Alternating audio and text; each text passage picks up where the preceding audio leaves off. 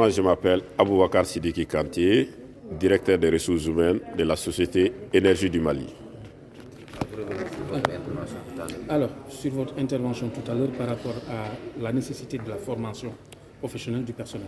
Alors, le secteur électrique africain est marqué par des investissements importants dans les infrastructures. Mais chaque fois dans l'exploitation de ces infrastructures, on nomme le volet humain. C'est-à-dire que c'est des infrastructures qui coûtent des milliards, souvent des centaines de milliards, mais le personnel qui est chargé d'opérer ces infrastructures n'est pas toujours bien formé.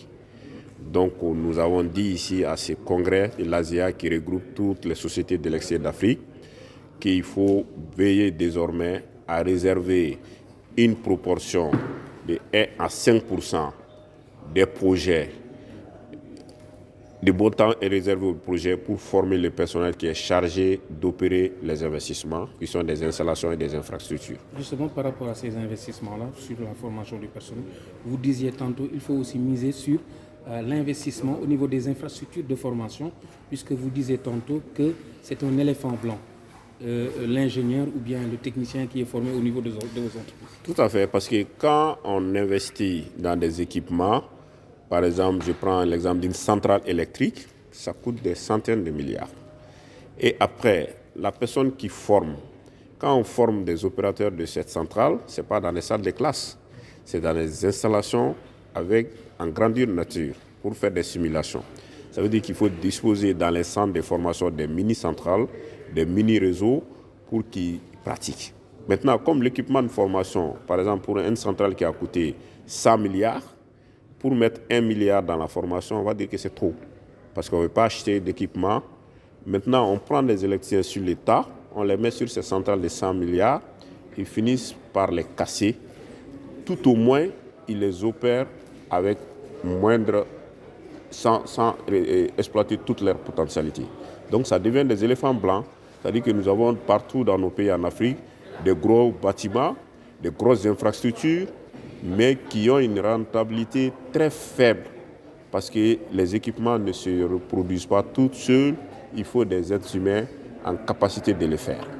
Donc tant que les êtres humains ne sont pas formés à la hauteur des souhaits pour opérer les infrastructures, les investissements, ça devient des installations, des éléphants blancs, des gros bâtiments, des grosses infrastructures, mais avec un rendement très très faible, souvent nul. Dernière question, la question de la digitalisation a été tantôt abordée. Vous, du Mali, comment est-ce que vous l'appréhendez?